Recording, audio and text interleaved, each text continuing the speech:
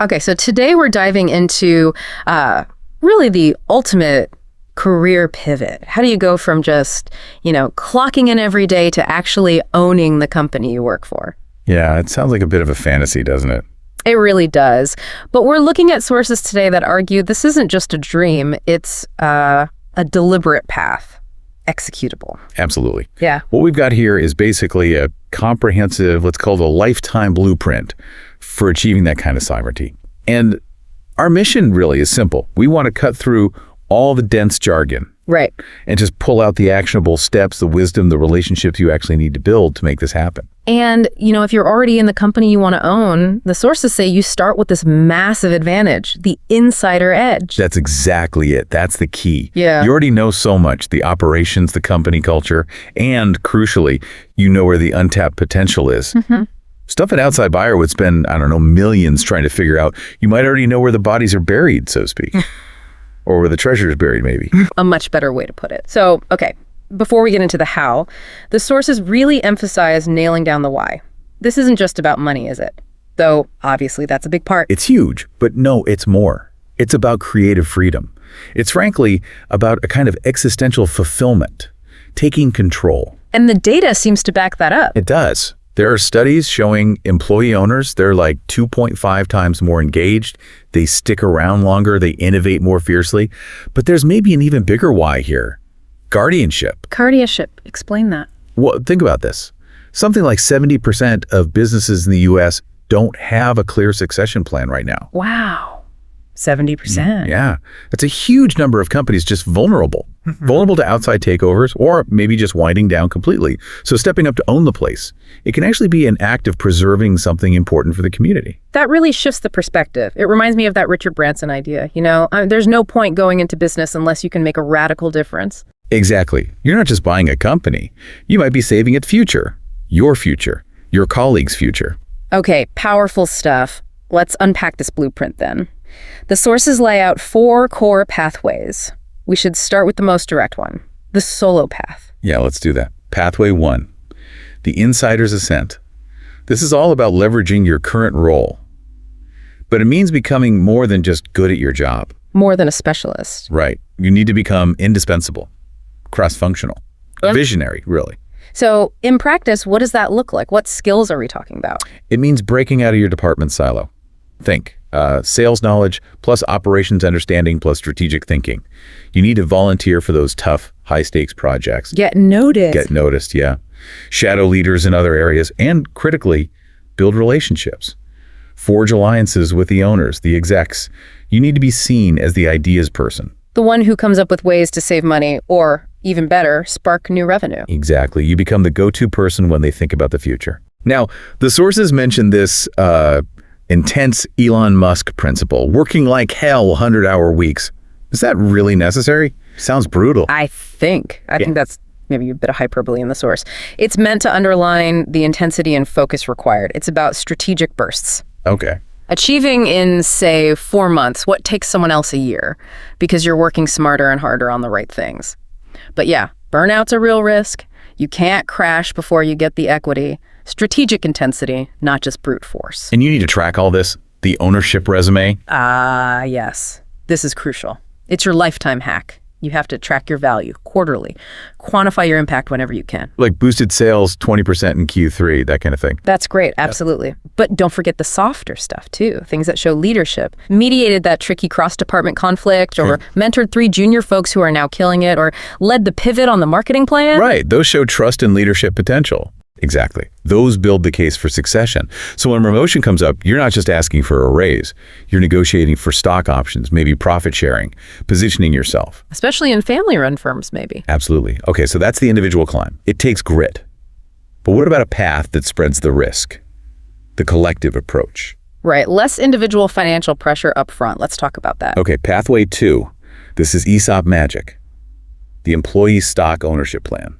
Think of it as a kind of stealth ticket to ownership for the whole team. Stealth ticket? How does that work without employees having to fork over cash? It uses a trust, a legal entity. This trust buys shares in the company, but it does so on behalf of the employees. And here's the magic part. The purchase is funded by future company profits. not employee savings accounts. Okay, so the owner sells shares to this trust. Right. And then employees earn allocations in that trust over time. It's a bit like a retirement benefit based on how long you've been there, maybe performance. And it usually vests, meaning you fully own your allocation in about 3 to 6 years. And presumably there are benefits for the owners to do this, otherwise why would they? Big time. Tax benefits are a major driver. Owners can often defer capital gains taxes on the sale, and the company itself gets tax deductions for the contributions it makes to the ESOP trust to pay off the loan. So it helps the bottom line too, and the culture. Huge impact. ESOPs tend to slash turnover, maybe by a third, because people genuinely feel like owners. They have skin in the game. It's pretty widespread. Over 6,500 companies in the US use them. And there's similar models internationally too, like employee ownership trusts in the UK. So the advice here isn't just to wait and see if your company offers one. No, definitely not. The pro tip is be proactive. Rally your colleagues. Put together a pitch.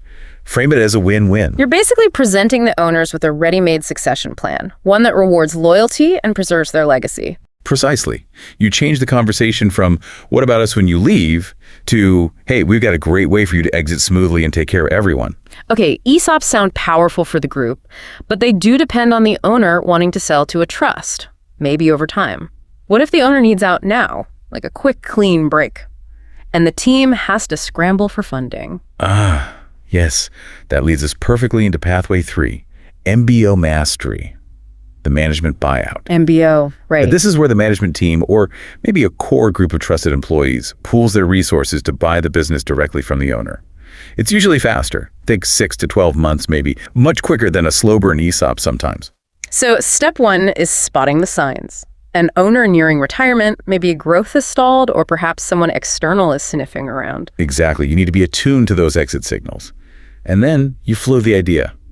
Carefully. Privately at first. Okay, you get a tentative yes. Then what? Assemble the team. Assemble the dream team. Absolutely. You form a new company, an LLC usually, with the buying employees, the shareholders, and then the big hurdle, financing. Right. Where does the money come from? Well, here's a key strategy the sources highlight. Seller financing. Seller financing. That sounds convenient. Almost too good to be true.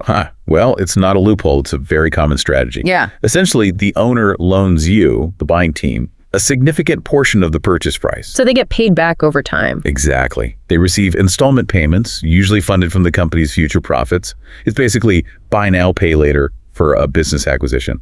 It drastically cuts down how much cash or bank loans you need right at the start. That makes a huge difference. But MBOs often still need some outside money, right? Bank loans, maybe investors. And that means risk. Oh, absolutely. Yeah. If you're bringing in external debt, the buying team members often have to sign personal guarantees. Your house could be on the line if the business tanks. That's why assembling that dream team is so critical. You're sharing that risk. Sharing the financial burden across several capable, trustworthy people dilutes the personal exposure. Makes sense. And we see this work in practice, like that Woodford's Brewery MBO in the UK you mentioned, preserving heritage through employee buy-in. Yeah, a great example. It shows that internal commitment, that shared vision, can be incredibly powerful, sometimes more than just outside money. And for listeners thinking buying the whole company, that's terrifying. There's a way to start smaller. Yes. The sources suggest trying a micro MBO. Maybe just buy out a specific profitable division or a specialized unit first. Prove the model. Build confidence. Then aim bigger later. That's a smart, lower risk way in. Okay, that naturally brings us to the final pathway. Pathway 4, collaborative conquest, or as the sources sometimes call it, the hybrid hustle. Right. This really builds on the MBO idea, but emphasizes a group aspect even more. Rallying peers isn't just about diluting risk. It's about pooling resources too. Money, skills, connections. Exactly. More brainpower, more capital, more leverage. And often this collaborative approach is used to execute something called a leveraged ESOP. Okay, we touched on ESOPs, but leveraged sounds different. How does that work? How does it blend the MBO speed with the ESOP structure? Okay, so in a standard ESOP, remember the company usually contributes profits over time to the trust, which buys shares gradually. Right. In a leveraged ESOP, the ESOP trust goes out and borrows a large chunk of money right away. Maybe from a bank, maybe even from the selling owner. Borrows money. To do what? To buy a majority stake, or even the whole company immediately, now. Ah, so it accelerates the ownership transfer dramatically. Precisely. The trust takes control right away. Then the company uses its future profits, just like in a regular ESOP, but instead of buying shares slowly, it's repaying the big loan that the trust took out. So the company's future earnings basically pay off the debt that was used to buy itself. You got it. It secures the transition quickly, funded by the business itself, which you can imagine is often very attractive to owners who want their payout faster than a traditional ESOP might offer. Makes sense. And this isn't just a US thing. No, these collaborative and leveraged models are popping up globally. You see employee co-ops in places like India, sometimes inspired by local culture or even films. And in the tech world, you see fintech MBOs using sophisticated digital tools to value companies and structure deals faster than ever. Okay, fantastic. We've covered the 4 main routes. Let's try and pull this all together into that actionable timeline the sources talk about, the 5-year roadmap. Right. This roadmap isn't rigid. It's more about building steady momentum, not just waiting for one big break. So year 1, they call it the Foundation Forge. Foundation Forge. What does that involve? Simple but hard. Start saving aggressively. Maybe aim for 20% of your income into a dedicated freedom fund. Audit your skills honestly. Where are the gaps? And network like crazy, especially with people maybe 2 levels above you. Understand their world. Okay, year 1 is prep. What about year 3? Year 3 is coalition craft. Start identifying potential allies, maybe 3 to 5 trusted colleagues who might share this vision. People you'd want on that dream team. Exactly. And together, start educating yourselves. Dive into the basics of ESOPs, MBOs. Use free resources. The National Center for Employee Ownership, nceo.org, is a great one.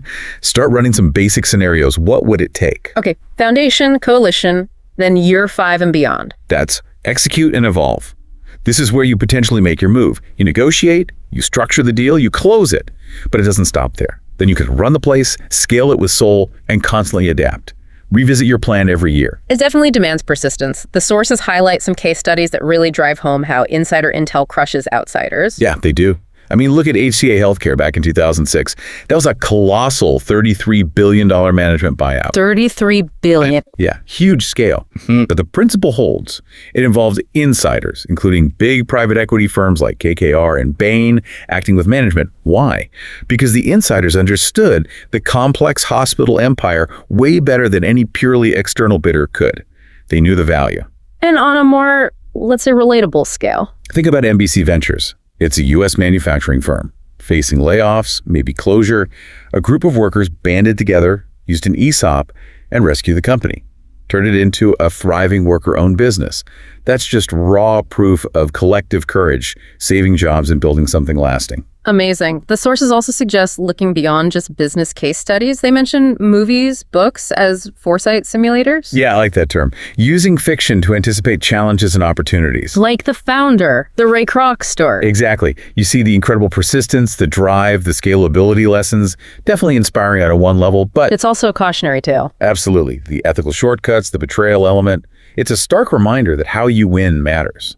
A tainted victory leaves a bad taste, ruins the legacy. Okay, what else? Jerry Maguire. Yeah, maybe a bit cheesy for some, but the core message resonates.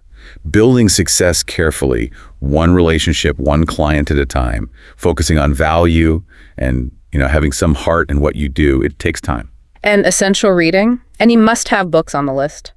Well, Rich Dad Poor Dad comes up for that core mindset shift.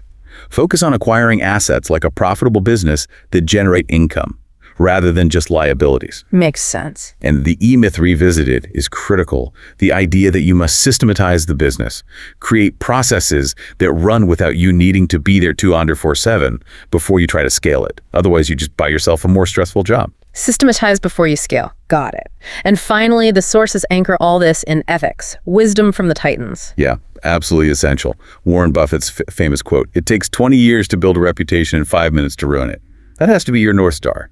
Build ethically for the long haul. And given the intensity, the potential for setbacks and trying to buy a company, maybe Musk's other quote fits. If things are not failing, you are not innovating enough. I think that applies here too, yeah. You have to be prepared for bids to get rejected, for negotiations to stall. You learn, you adapt, you fail forward, you keep innovating in your approach. Okay, So we've laid out the toolkit. You've got the map, the 4 pathways, the roadmap. You know the importance of mentors and allies. You've even got some movies to watch. Yeah. The point is, the company you're serving today, it really could be saluting you as its owner tomorrow. It's achievable. But it's more than just the transaction, isn't it? It's about developing that ownership DNA. For life. That's the deeper layer. You need that lifelong learning loop. Keep updating your strategies, your skills. Think about new challenges like, I don't know, AI ethics and buyouts now. It never stops. Always evolving. Always. So maybe the final thought, the provocative question we leave you with is this. Thinking about those 4 pathways, thinking about building that ownership resume, what's one immediate non-financial thing you can do today? Non-financial? Like what? Like auditing a key relationship or identifying one strategic skill gap you need to fill. What's one concrete thing you can start cultivating or tracking right now that takes you a tiny step closer to that 5-year vision? Find that first tangible step. Exactly. The journey starts there.